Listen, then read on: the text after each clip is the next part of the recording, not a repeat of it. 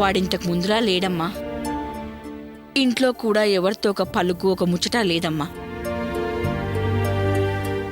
Office నుంచి రావటం, van రూంలో కూర్చోవడం, ఒక్క భోజనానికే బయటకొస్తాడు. వాడలా ఉండడం వల్ల మేం ముగ్గురం ఎవరికి వారే యమునా తీరే అన్నట్టున్నాం. నువ్వు ఇదివరకు వచ్చిపోయినప్పటి హడావుడి హుషారు ఇప్పుడు దిలీప్లో లేవమ్మా. ఏమై తను పెళ్లి ఇన్విటేషన్ ఇవ్వడానికి వచ్చింది, అదేం లేదమ్మా. అవునమ్మా కావ్య, పెళ్లి కొడుకు ఏం చేస్తూ ఉంటాడు? తను యుఎస్లో చదువుకుని వచ్చాడు. మాల్స్ గ్రూప్ ఆఫ్ కంపెనీ నడుపుతున్నాడు. ఏమ్మా కావ్య, పెళ్ళైన తర్వాత అమెరికాలోనే సెటిల్ అవుతారా? అలాంటిదేం లేదంకుల్. అంకుల్, ఒకసారి దిలీప్ని పిలిస్తే ఇన్విటేషన్ ఇచ్చి వెళ్తాను. వద్దులే అమ్మా, వాణ్ణి పిలవటం ఎందుకు? మాకిచ్చేళ్ళు మేము చెప్తాంలే. అది కాదంకుల్. మా మాట వినమ్మా. వాడు కాస్త అప్సెట్ అయి ఉన్నాడు, పర్టిక్యులర్గా నీ విషయంలోనే. మాకు ఆ బాధ ఉందనుకో. ఈ పరిస్థితుల్లో నువ్వు వాడికి ఇన్విటేషన్ ఇస్తే అనవసరంగా మీ ఇద్దరి మనసులకు కష్టం కలుగుతుంది. అందుకే వద్దంటున్నానమ్మా. I'm sorry aunty. దేనికమ్మా సారీ? నేను మిమ్మల్ని అందరినీ కాదన్నందుకు. చాచా, నువ్వెందుకమ్మా సారీ చెప్పటం? మాకు అదృష్టం లేదు, నువ్వు మాకు దక్కలేదు. నువ్వు మా ఇంటి కోడలుగా రాసిపెట్టలేదు. సర్లే, ఇప్పుడు అవన్నీ ఎందుకు? ఆ శుభలేకివ్వమ్మా.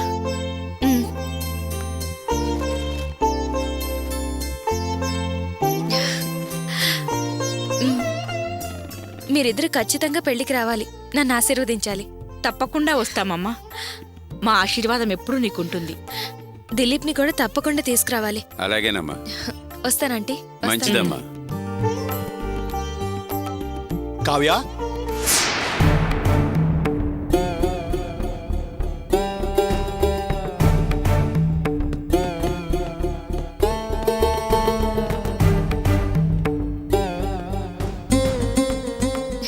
హాయ్.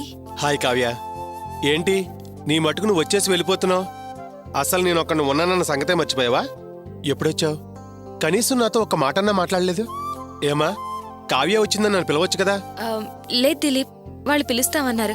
నేనే బిజీగా ఉంటావు, డిస్టర్బ్ చేయొద్దన్నాను. ఏంటి సడన్ సర్ప్రైజ్? Anything special? నా మ్యారేజ్ ఇన్విటేషన్ ఇచ్చి వెళ్దామని వచ్చాను. ఓకే, చాలా బిజీగా ఉండుంటావు. ఈ టైంలో కూడా మర్చిపోకుండా ఇన్విటేషన్ ఇచ్చినందుకు చాలా థ్యాంక్స్. ఏంటి అలా అంటున్నారు? మిమ్మల్ని నేనెలా మర్చిపోతాను? మీరు తప్పకుండా పెళ్లికి రావాలి. Sure. Bye Dilip. Bye. Dilip, ఏంటి కావ్య? చిన్న రిక్వెస్ట్. రిక్వెస్ట్ ఏంటి? నువ్వు ఆర్డర్ వేయొచ్చు. త్వరలో నీ ఇన్విటేషన్ ఇవ్వాలి. ఇంతకు ముందర లేవని ఆంటీ అంకుల్ అంటున్నారు. ప్లీజ్ దిలీప్, మీ వాళ్ళందరూ హ్యాపీగా ఉండాలంటే ఇలా ఒంటరిగా ఉండకూడదు. త్వరగా పెళ్లి చేసుకో. బయలుదేరు కావ్య, నీకు చాలా పనులుంటాయి.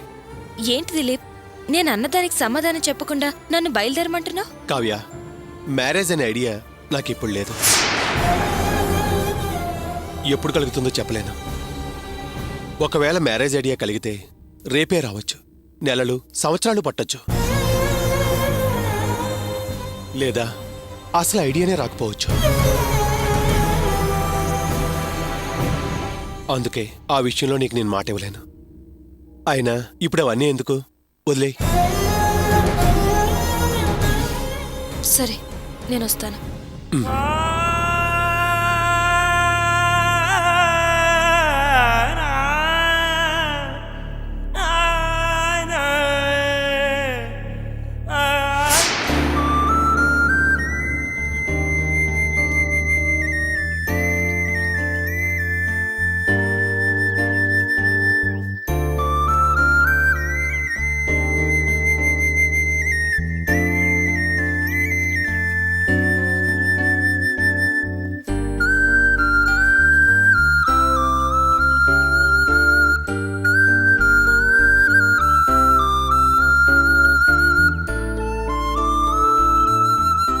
అందరికి పైసలు అందినాయి కదా, ఇప్పుడు సంతోషమే కదా.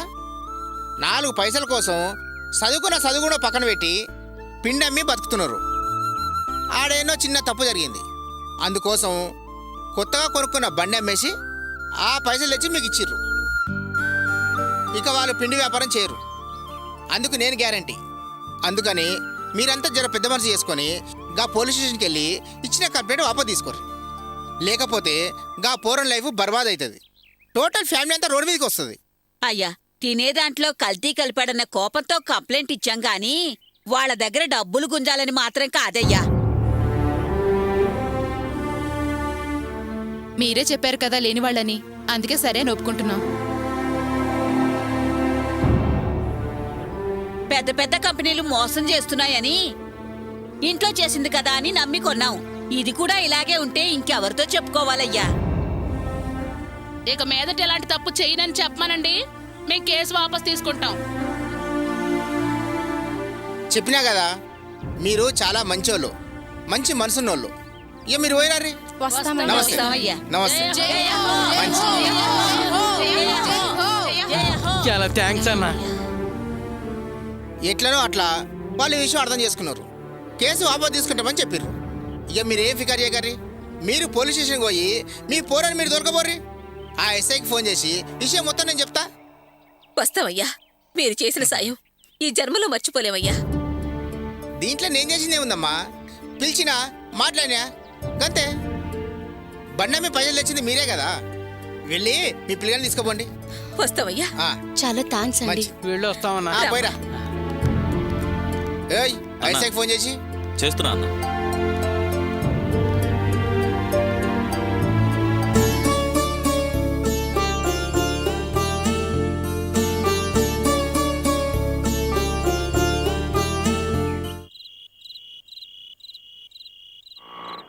బాబు ఇక్కడ ఇదిగో బాబు పైసలు ఇగో నిన్నగా మెల్లిగా. నెమ్మదిగా నడు.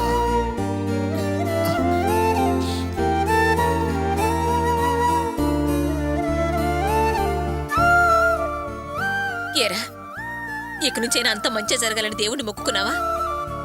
మనకెప్పుడు ఏ ఇబ్బంది కలిగినా అది పాపిష్టోళ్ళ దిష్టేరా. ఇక నుంచైనా మనకంత మంచి జరుగుతుందిలే. రా రారా.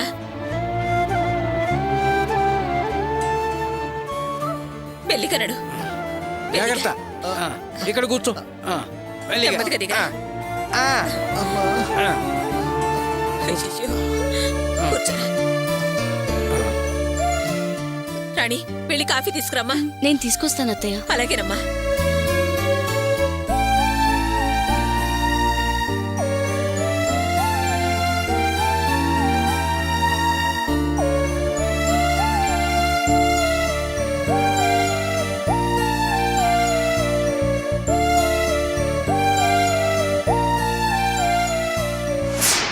మొహం మీద నెత్తురు చుక్కలేదు, ఎలా ముడుచుకుపోయిందో చూడు. వాళ్ళ సహాయం లేకుండా పోలీస్ స్టేషన్ నుంచి బయటికి తీసుకురావడం కుదరదనుకున్నారు. కానీ తీసుకొచ్చేసాం కదా, అందుకే మొహాలు అలా పెట్టుకున్నారు. విషయం తెలియకని ప్రేమట ప్రేమ ఓ పరిగెత్తుకుంటూ వచ్చారు. మీరు వద్దు, మీ సాయం వద్దని తిప్పి పంపించేశారు కాబట్టి సరిపోయింది. మన పరువు నిలిచింది. చూడయ్యా, ఇల్లు వాకిలి లేకుండా భార్య బిడ్డల్ని పట్టించుకోకుండా తిరిగేవాడివి. ఈ రోజు అందరూ శభాష్ అనేలా నీ బిడ్డని ఎవరి సహాయం లేకుండా బయటికి తీసుకొచ్చావు. ఇక ఎవరి దయాదాక్షిణ్యాల మీద ఆధారపడి బతకాల్సిన అవసరం మనకు లేదని నిరూపించావు. ఏంటి పిచ్చికూతలో ఎవరిని సాధించడానికి? ఎందుకు ఈ అనవసరమైన మాటలు? వాసు ఇంటికి వచ్చాడుగా, ఎందుకు ఈ నస ఓహో లాగుతుంటావు? నీకు నోరు ఊరుకోదా ఏంటి? అర్చన, వాళ్ళ సంగతి వదిలేసి వాళ్ళనే మాటల్ని నువ్వేం పట్టించుకోకు. ఈరోజు డబ్బులేం తేలేదు. ఏ? అది పని మీద బయటికి వెళ్ళాను. బయట పనంటే కలెక్షన్లకే కదా? కాదు, ఆర్డర్లు తీసుకోవడానికి వెళ్ళాను. దాహంగా ఉంది, కొంచెం మంచినీళ్ళు పట్టుకొస్తావా?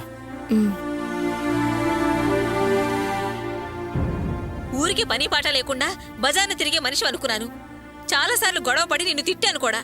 కానీ వాసు, నువ్వు జైల్లో ఉన్నావనగానే రాజకీయ నాయకుడిని తీసుకొచ్చి నిన్ను బయటకు తీసుకొచ్చాడంటే ఆయన విలువేంటో నాకిప్పుడు తెలుస్తుందిరా.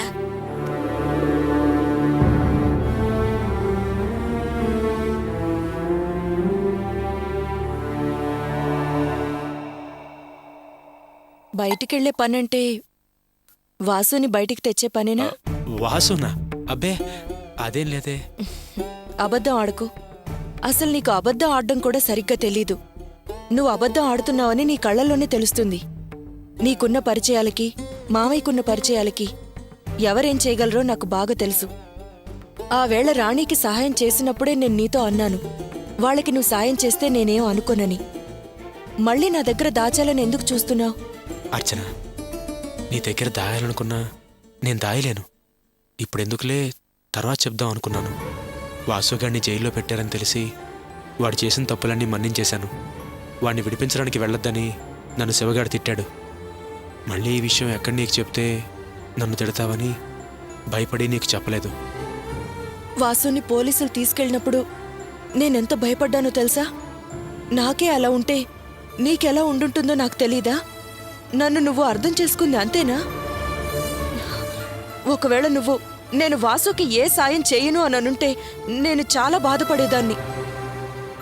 ఒక్కరోజు పోలీస్ స్టేషన్లో ఉండొచ్చినందుకే ఎలా భయపడిపోయాడో బిడ్డ.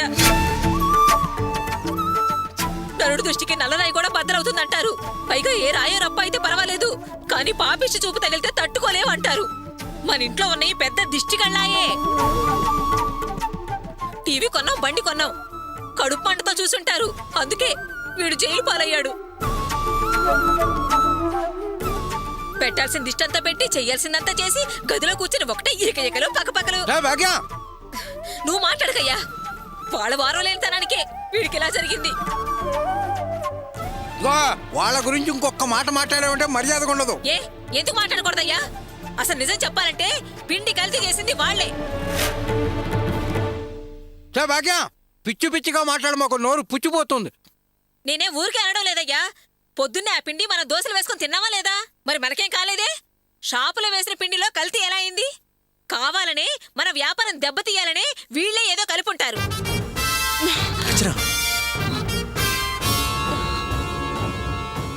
సాయ్, నా గోపిక లాంటి చెడ్డ బుద్ధులేం లేవు. ఏది అబద్ధాలో ఏది నిజాలో ఆ దేవుడికి తెలుసు. మరి పిండిలో కల్తీ ఎలా కలిసిందయ్యా? వాసు తీసుకెళ్లిన బ్యాగులో ఎవరన్నా మార్చారా?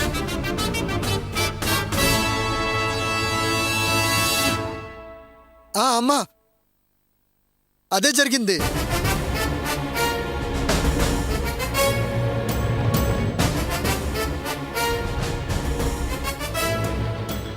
ఏంటో నువ్వనేది? అవునమ్మా.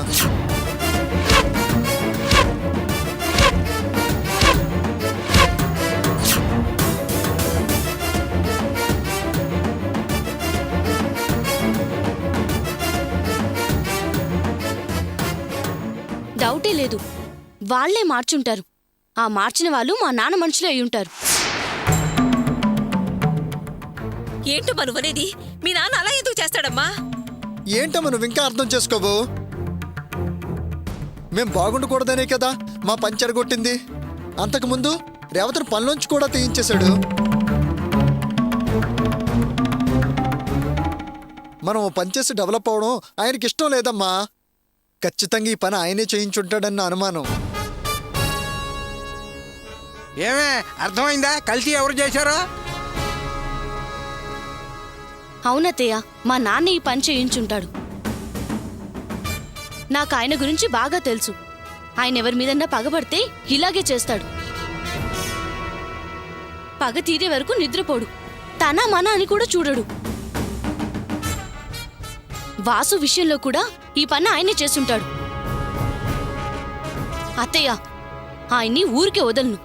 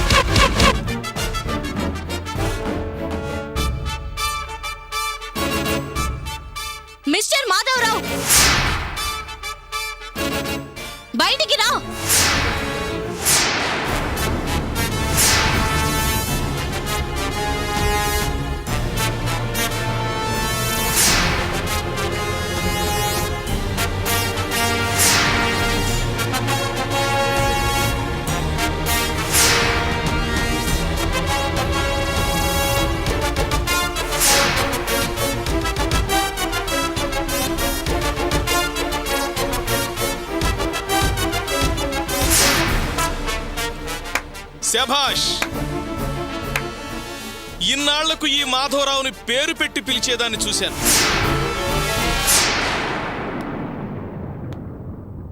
ఏం కావాలి?